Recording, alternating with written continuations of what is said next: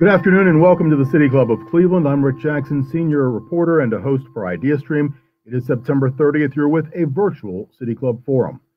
For the last few months, it has felt as if the country and the world is both on fire and at a tipping point when it comes to confronting racism, police brutality, white supremacy.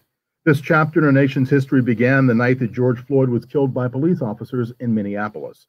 The Black Lives Matter protest that followed the deaths of George Floyd and others at the hands of police are now being compared in the media to the civil unrest of the 1960s.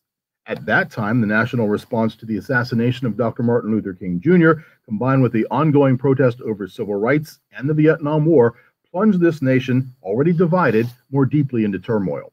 Today, the national reckoning on race, the coronavirus pandemic, the climate crisis, and the looming presidential election threaten to divide the country in ways not seen in decades.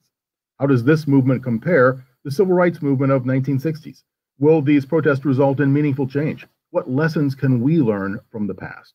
We'll ponder these and many other questions with an intergenerational and distinguished panel of individuals who've led the Cleveland branch of the NAACP over the last half century. Joining me today are Clarence Holmes, a retired attorney and past president of the Cleveland branch of the NAACP. He served during the 1960s and was instrumental in the creation of the United Freedom Movement. Also is the Reverend Stanley Miller, former executive director of the Cleveland branch of the NAACP. He served in that role from 2005 through 2011. He's now pastor of Rust United Methodist Church in Lorain County. And Danielle Sidner, the current president of the Cleveland branch of the NAACP, elected in February of 2019. He's also the founder and CEO of We Win Strategies Group. Clarence, Stanley, Danielle, welcome to the City Club of Cleveland. Thank you for having us. Thank you for having us. Good to have you all. The impact of the organization obviously has changed over the decades. Danielle Sidner, in the present climate that I've described, where do you see the most influence being brought by the NAACP today? I think the most influence from the NAACP today is serving as a convener. There are many organizations that are doing an amazing amount of work on the ground, in private offices, at the legislative level. And one of the unique things about our brand and our ability to really connect with other organizations is we're not out here trying to do it all by ourselves. We know that we're only going to be able to accomplish this through partnership. And so we've been able to work with organizations like Black Lives Matter, with the Urban League, with New Voices, with SCLC, with National Action Network, and really just ensure that all facets of the civil rights movement in present day are covered. Clarence Holmes, the Cleveland branch, 108 years old. Without going too deep into history, share with our audience some of the successes the chapter's achieved here and how that's impacted lives for Northeast Ohio residents of color. Well, one of the signal achievements was our effort when the mall was being built to get some Black tradesmen included in the building of the mall. We also filed a lawsuit against the Cleveland Department of Education, Board of Education rather, that resulted in a decree from Judge Battisti that theoretically, at least, integrated the educational system. But that didn't last because, as far as I now know, the education of the Cleveland school system is as segregated now as it ever was. Reverend Miller, I know you think that many of the accomplishments that have happened earlier could have happened even earlier than that, were America not predisposed to look at men and women of color as lesser than historically. How much of that history impacts the lives being lived by African Americans in 2020? I think that's a great point, and I see that it impacts everything that happens in our society today. It's jobs, it's education, it's the availability of technology. I think we haven't recognized the role that African Americans have played in the development of this country and the history of the world. And I think we've given ourselves, not given ourselves the opportunity to demonstrate what we can do. I'm really happy to hear about what's happened in the past and really what's happening in the future with the NAACP. But we're in a period now where it's going to take all hands on deck to make a difference in our society. And I'm just hoping that we can reinvigorate the church community and reinvigorate younger people to come up into the movement so we can keep some of this activity going. Are you at all discouraged that we haven't been able to do that thus far? It is. It's frustrating because one thing is that we do something and then they kind of sit for a while and then it disappears. I was talking to a group a few weeks ago and we talked about the Glenville riots, the Hough riots, and all that kind of thing. And people worried about it for a little bit. They thought about it for a couple of months, and then it seems to drop off the radar screen. We need some continuity of effort, some continuity of thought, some continuity of engagement on these kind of issues. And that's why institutions, and I really like what Ms. Sidor said, she's going to engage other organizations to work with them in the effort, because the NAACP and organizations can't do it alone. They need to come together with others. Danielle, that history that he's speaking of, it impacts the young men and women of today, but I know you're all about a concentrated effort to develop next generational talent. If Black youth are being held back by systems and circumstances now, then where is that talent to come?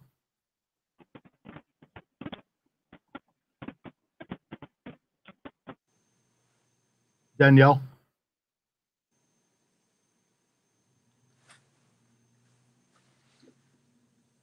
We're not hearing you.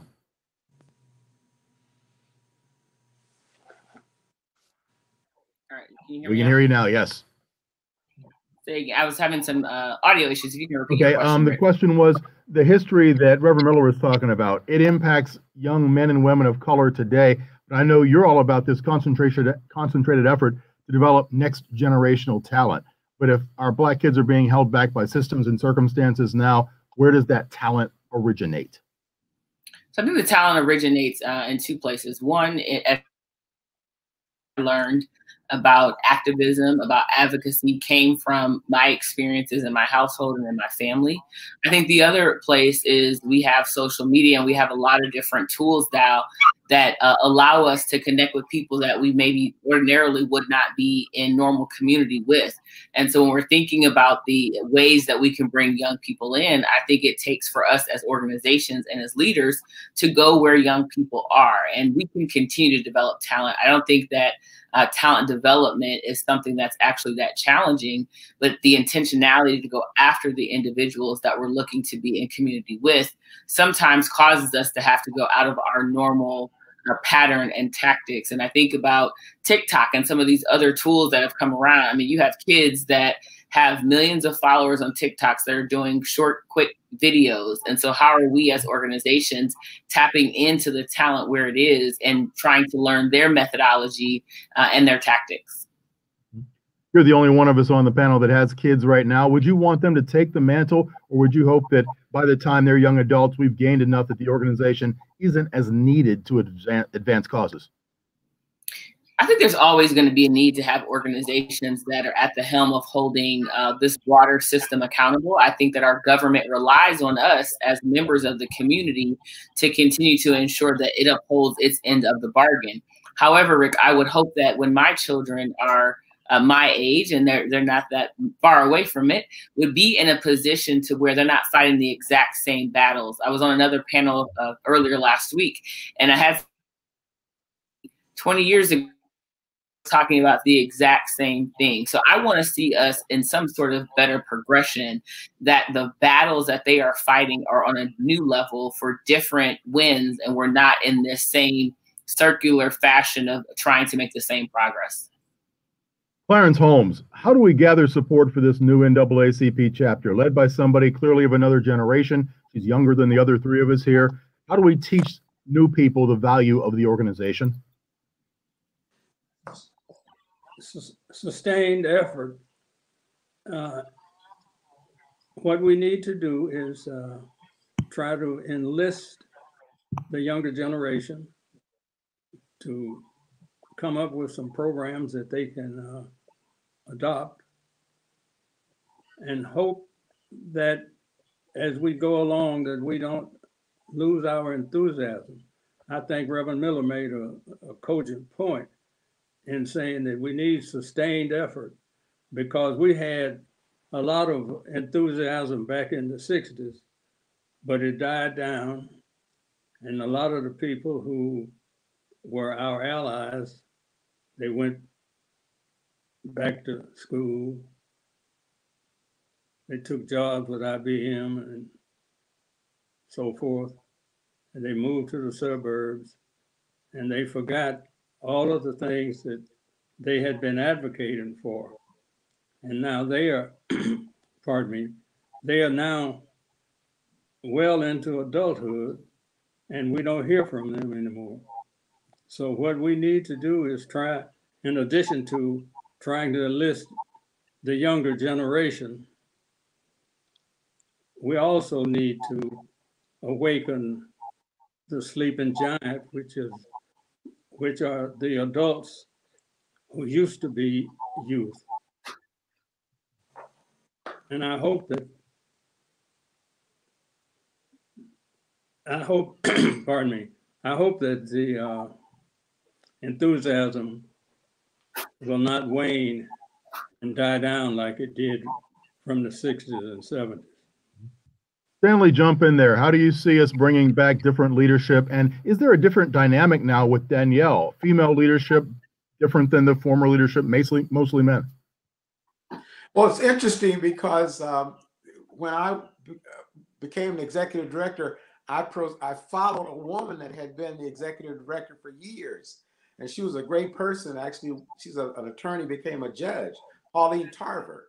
So the NAACP in Cleveland has always had women in key positions that have helped the organization go forward. To go to Mr. Holmes's point, though, there are some sleeping giants out there. I belong to an organization called Blacks in Management. It was an organization started back in the 60s, actually by corporate America, because Black executives, those first vice presidents that came into the greater Cleveland area, didn't belong to the clubs that their counterparts belong to. So this organization was started, and those men and women are still around. And we meet periodically, we talk about what's going on, we introduce new executives into Cleveland, but there's still a place, their knowledge, their enthusiasm is still there, but we need to go back and bring those sleeping giants out of partial retirement and get them engaged in the life of what's going on and assist Danielle in the work that she's doing with the younger people today. I got to tell you, the role has shifted. My boys are in their 40s and 50s, and I have these what if minutes because they're not young boys anymore out in the street, but they're out in the community doing things. And I'm concerned that they may run into the wrong policeman with a bad attitude on a night where they've done nothing and end up in jail or something worse. So I think there's still work to do. Those sleeping giants are out there. We just need to tap them on the shoulder and say, get back into the game. And we need to do that, and we need to support Danielle Senior in making that happen.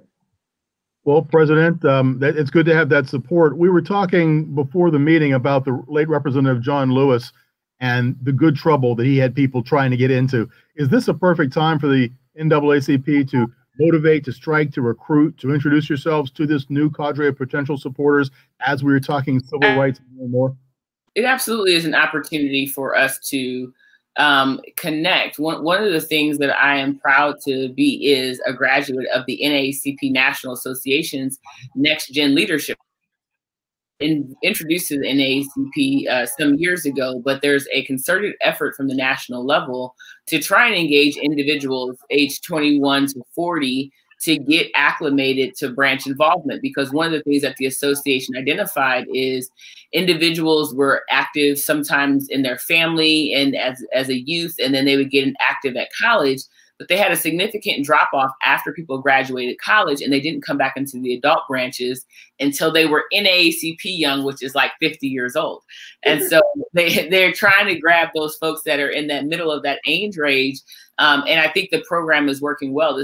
We have our second class that's kind of happening right now. And you have leaders all across the country. I think the other important thing that Stanley talked about when you talk about this sleeping giant is there was a more cohesive connectedness when we didn't have cell phones, we didn't have internet How is it possible to get everybody to the March on Washington? Because even though we lived separately, we were still connected through these organizations and institutions. Well, now I have friends that are on the ground in Minneapolis, the branch president there, the conference president in Georgia. So because of this leadership program, I'm not just better connected with my local leaders, I'm now connected across the nation. Good point. Clarence, this will be the first election in 50 years that we haven't had the full protection of the right to vote for minority voters, something that your generation, your organization fought and in some cases died for. What are your concerns? Do you think we're going to see some impact there? I definitely do. I think that one of the candidates for president is doing everything he can to suppress the vote. He's laying the foundation for an appeal or a protest if he loses. And I think that we need more protection in terms of the vote.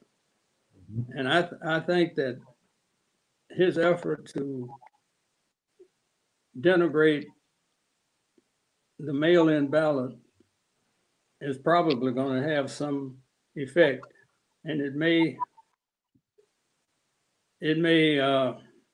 influence people not to vote, not to send back their ballots, or it may influence people not to even request a ballot. But I hope that isn't the case.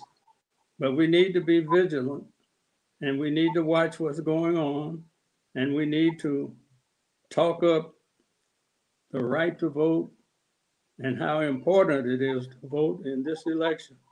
If you never voted in a president election before now, and if you're otherwise eligible, we should all vote. Vote, vote, vote. Whatever method you choose, whether you do it in person or do it by mail, we should all do it.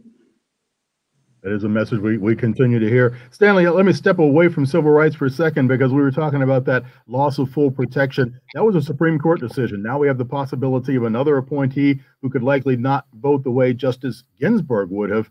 That's got to concern you. Yeah, it really does. I think that I support government and I support the Constitution, but the reality is that when we need people in positions that can make real decisions and not be linked to people that don't have the country's best interest at heart. I got to tell you, my phone rang off the hook last evening following that debate. And people were just up in arms over what was happening and who's leading this country today. And as Mr. Holmes said, vote, vote, vote. You know, there are people out there that haven't voted since Barack Obama ran for president.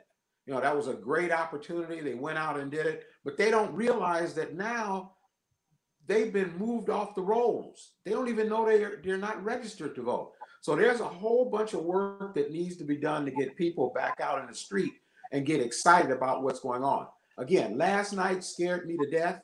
You know, from an individual that has always been involved in politics and that kind of thing.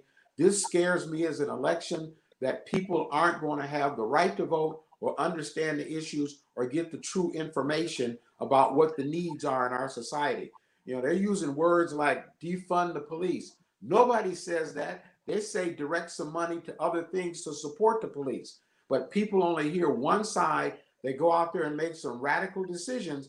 And I got to tell you, I think we're in big trouble if people don't understand the issues and then get out there and vote. Mm-hmm. Let me put on my news hat for a second and tell people that October 5th is the last day you can register to vote. Early voting starts October 6th. Danielle, while we're talking current events, how much has this pandemic slowed the work of the organization to do recruitment, to do voter registration, to do communication? You know, so in any area where we slow down, I think we've picked up somewhere else. The most interesting thing about this moment is that people have fully embraced the need for us to use technology.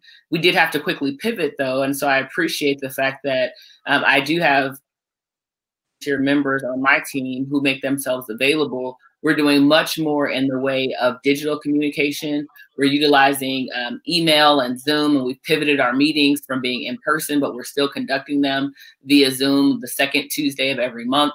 Much of the organizing that we're doing, we're just trying to do it in a safe, socially distanced manner. We did a vote by mail drive during the primary to get folks to come turn in their vote by mail applications. And I think to Stanley's point, the amount of confusion that is been riddled in this election is just astounding. And you think about the number of people who traditionally don't vote by mail, who don't vote by absentee, who are learning that in Ohio, it's a multi-step process, and you have to first request your actual ballot.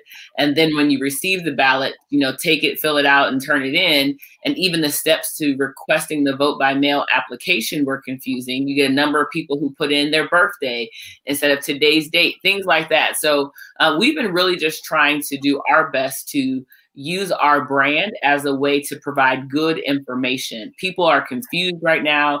They're hearing all of the things about Russian bots and other people who are putting out misleading information. And so we know that when someone sees that NAACP seal and logo on a document, they feel a little bit more confidence that it's coming from a reputable source. So we repost and we retag things that are coming out to let people know these are the facts and this is the information that you can trust. Thank you. In a couple of minutes, wanted to tell the audience we'll be turning to your questions. If you have questions for the panelists, text them. The number to text is 330-541-5794. 330-541-5794. It's there on the screen for you. We'll be taking questions from you, the audience. And I've already been looking at some of the ones that are coming in. Panelists, get ready. There's some good stuff out there. Reverend Miller, earlier in the month, we saw the Census Bureau declaration that Cleveland is now the poorest big city in America, despite all we do. Does it seem lessons from the past, how we take care of each other, what the NAACP has always been preaching, those lessons aren't being adhered to or even acknowledged anymore? Yeah, I think that it's a double-edged sword. I think there's a lot of people that may want to do the right thing, but I got to tell you, the way our society is working today, people are very hesitant about giving up information.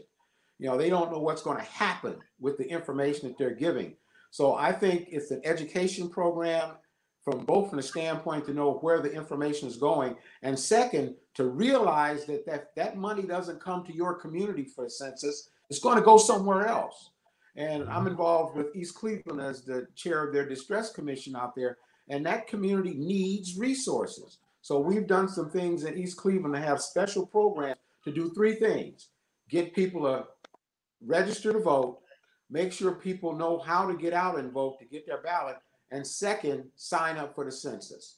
Those three things are so important as we move forward, but people have to know it, they have to understand it, and you have to convince some people that they're not going to be trying to hunt you down. That's not why the census is wanting to know where you live. But there's a concern in our community that there's always another angle that people are taking on us. When you talk about the vaccine or whatever it is, people have history. They know what's happened in the past, and they're very skeptical. Thank you. Clarence, we were talking image before. Are you concerned over actions that people take during protests that really don't help the image of the NAACP or now the image of Black Lives Matter and people of color in general? I'm very much concerned because the people who are protesting, generally speaking, are not the ones who are rioting and looting and setting fires. I think it's obvious that NAACP, Black Lives Matter, and other civil rights organizations are entirely against looting and rioting. And I think it's something that redounds to the disadvantage of Black Lives Matter, NAACP, and other civil rights organizations. Danielle, how do we convey this message of peace and support without coming off as looking like we're accepting limitations placed on us by outsiders?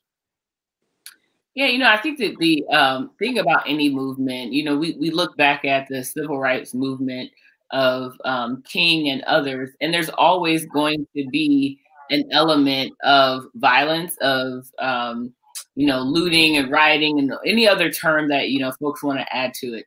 But the reality is, and this is something that I challenge the broader community to think about, is that's what gets reported and that's what gets talked about.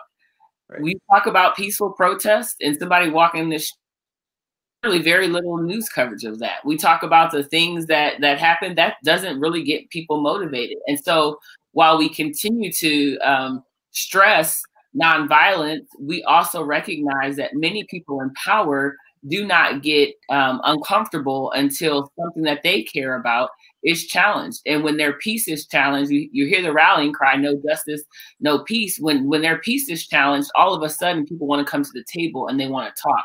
And so I think that we have to work on helping the community at large. And I'm talking about, especially our white leaders understand, I think something that you asked Stanley about Cleveland being the largest, poorest city, that's not just a Black issue.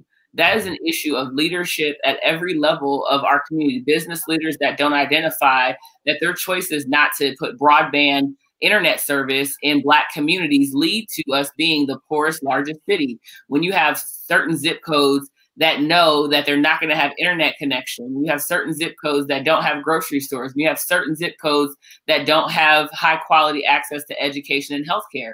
That's why we're at the bottom. And that's not simply a Black issue. We've got to get leaders at the table that will own that along necessary to make that improvement.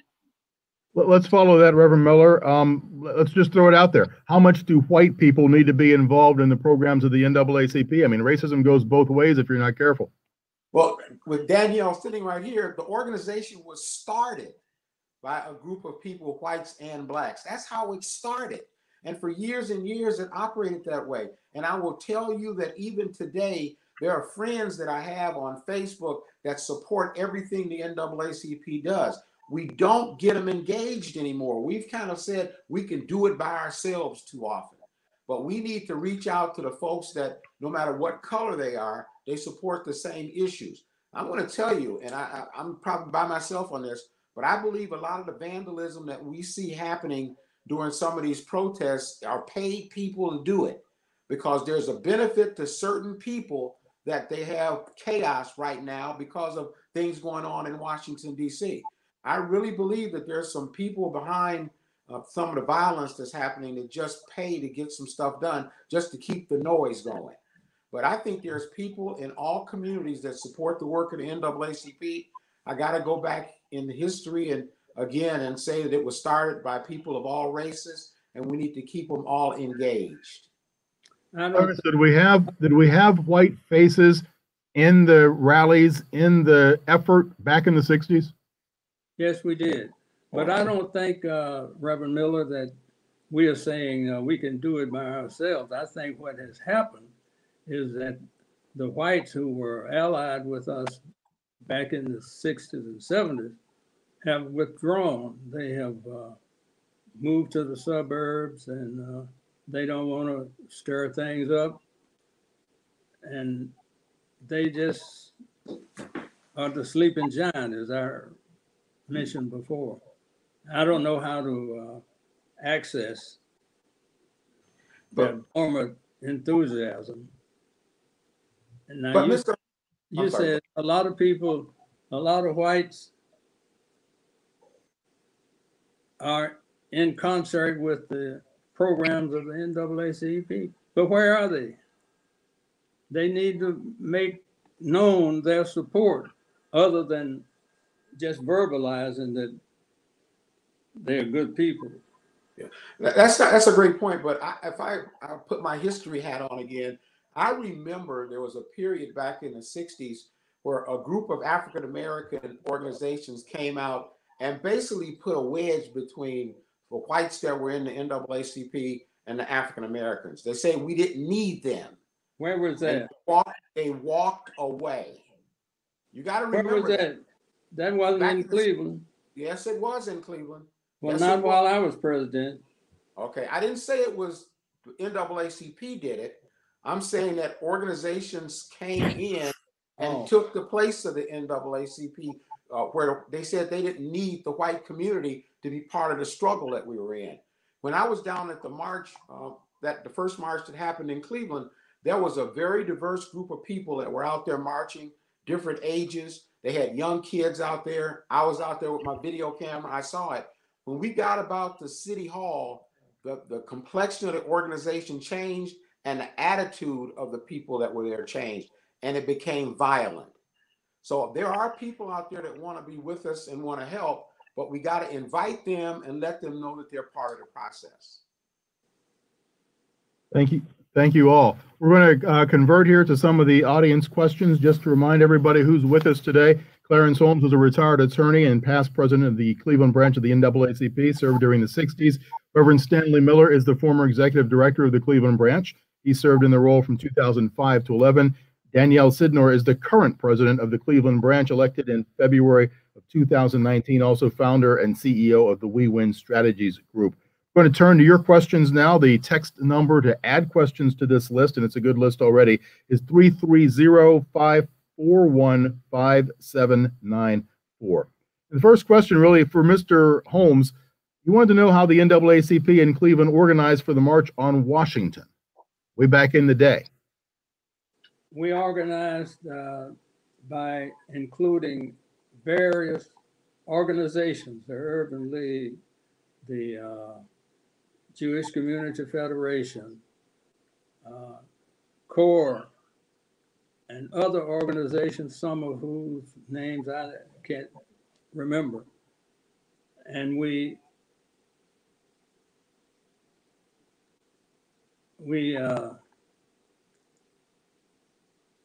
used buses. We had about, as far as I can recall, we must have had 15 or 20 buses full of people that went on a convoy from here to Washington, D.C. And we had, I don't remember the number, but we must have had 300, 400 people who went to the March on Washington. Danielle, would something like that work today? Do you have all those contacts with all those groups and more, I'm sure? Could you mobilize, take a group to DC like that?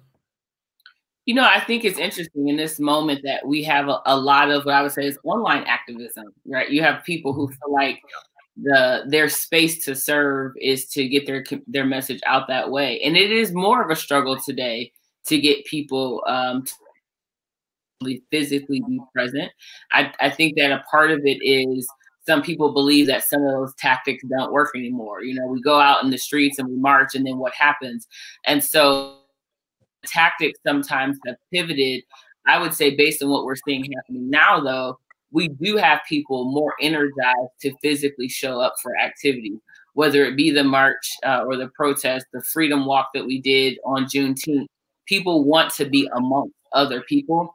I think that the challenge that we see in this moment, while people are energized, we're also navigating a pandemic, which we haven't really discussed, and the disparities and the issues that are illuminated there. And so a lot of people are fearful to be out in person simply because of the pandemic. And so it's almost disheartening that we do have this groundswell happening at this moment in terms of civil rights and activism, but we also have to be very cautious to make sure we're protecting our health at the same time. Okay, thank you. I'm going to stay with you for this next question. It reads, a recent report by ProPublica showed that 90% of stops by the University Circle, Inc. police are Black. Unfortunately, it says this is the latest in a tumultuous history that UCI has had with the Black community. What does the report about police stops show about systemic racism locally, and what role can the NAACP play in making change? Yeah, so it's interesting because I had one of my members that called me last night about this same article. We have to be in a position as an association to respond to things as they happen, and people anticipate and expect us to be able to react. But what I'm working to do is to get on the other side of being reactionary and be leading and coming out in front and being able to research and to know ahead of time that these things are at stake. I think that specific to that situation, we have to be holding our leaders accountable. So the information is obviously out there. So that means University Circle, Inc. That means the institutions that are around there. So that's Cleveland Clinic, University Hospital, Case Western Reserve. These institutions that put out statements about Black Lives Mattering, that put out statements about systemic racism. I want to hear their statements on this very topic, because members of our community can't be over policed and can't be over held to a different standard than any of the broader community. I think the other thing that has to happen is the dollars that are coming and flowing through those institutions that are not finding their way into programs that will help individuals sustain themselves financially. Because what we know is communities with more resources are safer than communities with more police. Dan, I see you want to go ahead, Clarence. I had not read that article that she just referred to, but it doesn't surprise me based on the way police operate, whether they are private police like the police for University Circle or whether they are municipal police. It's the same old thing. Absolutely. You know, it's interesting that you guys bring this topic up because we have a councilman over here. I live on 108th Street that walks the neighborhood every day, and he got stopped by the police in University Circle. So some of it is just ignorance. People don't know what's going on. We have a group over here called Neighbor to Neighbor that's meeting with Case right now to kind of bust the bubble on the Case students, because Case students, when they come to campus, some people in the school tell them where not to go, where not to visit, don't go under this bridge, don't go under this street. And we're going to bust that bubble and open up the community. But it also requires opening up the police that serves that community and let them know that they are part of the community. They're not just there to walk around or drive around in their cars. And we have the police department attends all of our meetings, and these issues come up at our neighbor to neighbor meeting. So that will get fixed. And Chris Ronayne, the guy that runs University Circle, is very sensitive to that kind of thing. And he's probably gotten a phone call, and he's going to get one from me this afternoon. Danielle, you mentioned the Cleveland Clinic. Danielle, you mentioned the Cleveland Clinic earlier. They're a neighbor to Hough, but they're obviously also a neighbor to Fairfax. There's been a lot of talk about development going on there. Do you see this as a good sign that the neighborhood and some of those institutions are willing to work together? You know, I think that the large institutions like Cleveland Clinic and others that we could name have sometimes a disjointed relationship with the community. And I think that's partly the way that corporations are structured. They have some of their own ideas, they have their own initiatives that they focus on. And sometimes the community happens to be the place that they are. And so I think that in this moment, what we're seeing is we have to do a better job of really creating a space for community to be embedded into the work that's being done and not telling the community that these are our priorities and so this is how you fit in. Because what it leads to is this widening chasm between community and institutions.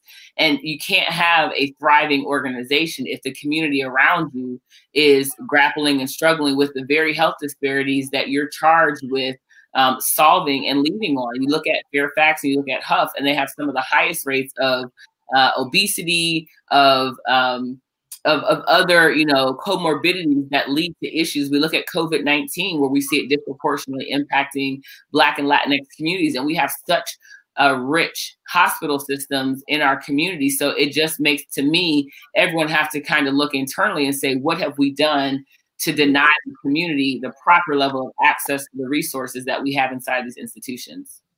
Dan, go ahead. In the development of the vaccine, the same thing has happened. That is to say, the developers say, these are our priorities. Now you come join us, instead of involving Black medical professionals at the very outset. And then they say, well, we need some more Black people so we can test out the vaccine. But it's too late. Yeah. They come late. Fear is there, and it's historical. I got a question for Mr. Holmes that a listener has sent in, but I also want Danny to answer this afterwards as well. Question is, Mr. Holmes, what can people learn from the Ludlow experiment to maintain an integrated neighborhood? Wanted to know what worked and what failed, and after he's done, Danielle, could it work again? Clarence? Well, the results are mixed. There were people who felt that there should be a quota on the number of Black people who moved into the neighborhood. Just happened that I was not one of them who felt that way. And there were people who felt if you're going to have fair housing means if a Black person can buy a house, wherever it is, let them buy the house. And that was my position all along. Now, a lot of people hold up Ludlow as a model for integration. And to some extent, there was integration, but it was not a complete success. I would add to Mr. Holmes's point, as a person who lives in Shaker Heights, you think about integration doesn't equal acceptance. And so while you have people living amongst each other, and so the experiment maybe afforded us more integration and more spaces where Black and white people and people of different races live amongst each other, what I think it has not actually led to in many instances is actual acceptance. I just was on a call earlier this week with some folks within the school system in Shaker Heights talking about how we continue to still have this issue where in the class are segregated. So yes, people live in the same neighborhood, but they in many times don't do life together. So we have to move past the surface level comfort with diversity and inclusion and start to say, what does it mean if we have interracial relationships? What does it mean if my son decides to date a white girl or a white girl decides to date a Black boy? Like, what are we really at that place of real acceptance? And for many people, we're okay with diversity and inclusion as so long as it doesn't darken our own doorstep. And in liberal integrated neighborhoods, that's a lot of what it is. You have Black streets, you have white streets, you have Black, cliques, you have white cliques. And so we live amongst each other, we pass each other and wave in a cordial way. But are we comfortable doing life together and having these kind of conversations? And what you just outlined is reflected in the composition of the school system. Black have Black friends, whites have white friends. And there isn't a lot of friendship between races, as far as I understand. Now, my kids are no longer in the school system, so that I don't have a day-to-day account of what's going on. But my belief and understanding is that what I just outlined is still prevalent in the Shaker school system. Yeah, we have Black lunch tables and white lunch tables at schools all around Northeast Ohio. Absolutely. Yeah, and sometimes white people ask me, why do the Black kids sit together? And I said, when I walked into the cafeteria, I had that same thought. Why do white people sit together? You guys, you there. Oh, man. Next question that came in from listeners here. This is for Stan. Yes. How can nonprofits like the Salvation Army collaborate with the NAACP in meeting equity needs in our community? I wonder why I was asked that question. I sit on the board. The Salvation Army is an organization that has deep roots in all the communities in Cleveland. And if you know the organization itself, it has cores. And the cores are located in specific communities, and they provide tremendous services. Danielle can walk over there tomorrow. I will take her over there and she will meet the major in charge and they will be hooked up. We'll get it done this week. Mm-hmm. Another question that came in, and I don't know how many of you saw last night that the terminal tower was lit up with I think it was a Biden-Harris sign, and somebody said that steelworkers put it together. The question that came in here is, what's the relationship between unions and the NAACP? Do you see labor is just another potential ally in organizing? Yeah, and I'll let Stanley weigh. I'm going to give you just a brief, I think, context for today is that the NAACP has always had a strong relationship with labor because we recognize that the power to organize has been one of our greatest tools. And so labor movements demonstrate that the protections that we sought as individuals, many of us were able to achieve them by the method of organizing. My father was a union printer. I have other family members that were, in the GM and Ford, in the UAW local unions. And part of how we were able to even build middle-class access was that we could not expect private institutions to do the things for us that we could achieve by organizing. And so labor has, and I think will continue to be, a strong partner with the NAACP, but we have inroads to even make within labor, because labor has its own set of issues as it relates to inclusion and acceptance as well. But back in the 60s, we had labor participation and labor cooperation, except the building trades, the carpenters, the pipe fitters, the metal workers, the bricklayers were not allied with the civil rights movement. They had restrictive membership, and Black people had very difficult time trying to get into those unions. And those unions made good money. Yes. And they want to keep it in the family. Wow, that's real. That's real. Got a follow-up question, what we were talking about earlier. Danielle, we were talking about the idea of people living together but not living together. This is a follow-up about integration versus acceptance, and says, as a symbol of historical division, will the Shaker barricades finally be removed?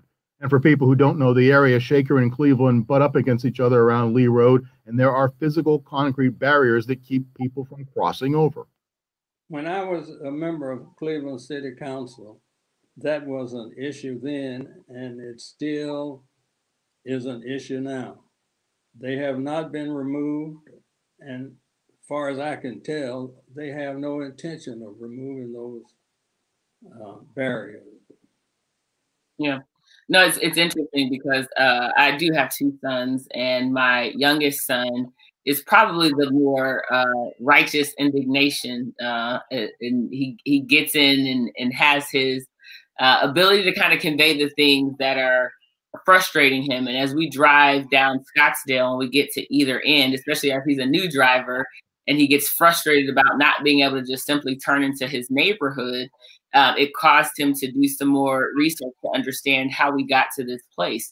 And so I don't think that we can take any of these issues lightly. Listen, as a homeowner in this neighborhood, I understand what it would mean if that was a straight through street where you didn't have any way of stopping folks from kind of cutting through and how much more traffic could come. But I think there are different solutions that could be in place besides having literal strict concrete barriers that keep you from coming through. Put speed bumps. There's a way to manage traffic is the concern, right? And if we shrouded that as the cover for why we do it, then there are other tactics that we could use. But wanting to keep people out of your neighborhood is what it ultimately demonstrates. And so I hope that our city leaders are watching, our council people, our mayor, and really take into account the fact that we don't have barriers to separate us from Beechwood. We don't have barriers to separate us from Cleveland Heights or University Heights. How is it and why is it that we only have barriers to separate us from the city of Cleveland? And then that's ownership for that. That tells us that there's a racial component in erecting those barriers. Oh, clearly. Mm-hmm. That may be the primary motivation. Wow. I can remember when I was a little kid, I had two aunts who lived one block apart, but one was on the Shaker side, one was on the Cleveland side. And even as a child, I'm like, what is that about? Why can't I walk there? And here we are 40, 50 years later, still seeing those same barriers. Yeah. Yeah. So another question came in just now. Last night during the debate, President Trump failed to denounce white supremacists and then seemed to empower the Proud Boys. Can the panelists talk about this and what it means as the nation is having a national reckoning with racial injustice? And I'm sure you all want to weigh in. I'll just pick on you first, Dan. Oh, don't come to me first. I said it before. My phone was ringing off the hook when that comment was made. I mean, we have a person in a very, very high office that's a racist. And the problem is that he has a group of people that support him that he wants to keep in his camp. That is it. And there's no way you can sugarcoat it. There's no way you can sugarcoat it. It's just something that we have to deal with. And I say make a change. You just have to make a change. For people who weren't watching last night and don't know the name, the Proud Boys, it's a neo-fascist group that they've been in Portland. They've been around many areas. There is actually a chapter here in Cleveland, I do believe. and the president didn't empower them by name, but he said the phrase "stand back and stand by," and people are saying, "What does that mean?" Clarence, had to upset you. I don't have sufficient command of the English language to adequately express the depth and disgust and disdain that and repulsion that I have for that individual who is depraved, degenerate, racist, a pathological liar, and should be voted out in November. That was clear. To add to that, I think it's opportunistic. You know, at this moment, what we see out of the White House is the ability or the desire to pivot to whatever they believe, or whatever he believes is going to get the most salacious headlines. As someone who is also in business and looks at marketing and looks at sound bites, he talks and speaks in sound bites, and he says things that will get people to repeat and say over and over and over again. And I think in this moment, we have to also try and cancel out the noise and be able to go back in our communities and help them understand why it's so important that we don't get sidetracked by the crazy things that he continues to say and will continue to say leading up to Election Day and even after. I think Mr. Holmes started off by talking about the fact that you have somebody in the White House who is saying that he may not concede power, he may not concede the office when the election is finalized. And so we have got to make sure we stay organized and that we have people getting access to high quality information, because last night was an example that they're going to try and use confusion to keep people from exercising the right to vote. And if the vote goes against him, don't be surprised if he doesn't call out the what were the boys? Proud Boys. The what boys? Proud Boys. The bicyclists. I mean, not bicyclists, motorcyclists. Mm-hmm. The FBI, maybe even the Army, because he believes somehow that he has a divine right to be president of the United States. And he is going to do everything in his power, including the FBI, the Justice Department, and whatever, the Homeland Security, and whatever other organizations he can muster to keep him in power. It's somebody who's hearing our conversation really as a call to action, Danielle, asking, what are the 3 actions you need this audience to take? Whether it's get out the vote, fill out the census, something else. How can we, in capital letters, get active and help? So the NAACP has a pledge locally going on right now that's called I Got 5 on it. Something that we think is pretty simple and easy to repeat that everybody can participate in. You can go to our website, clevelandnaacp.org, and sign up for the I Got 5 on it challenge. And, you know, the census now, they're saying the deadline is going to be October the 5th, so we still have time to do that.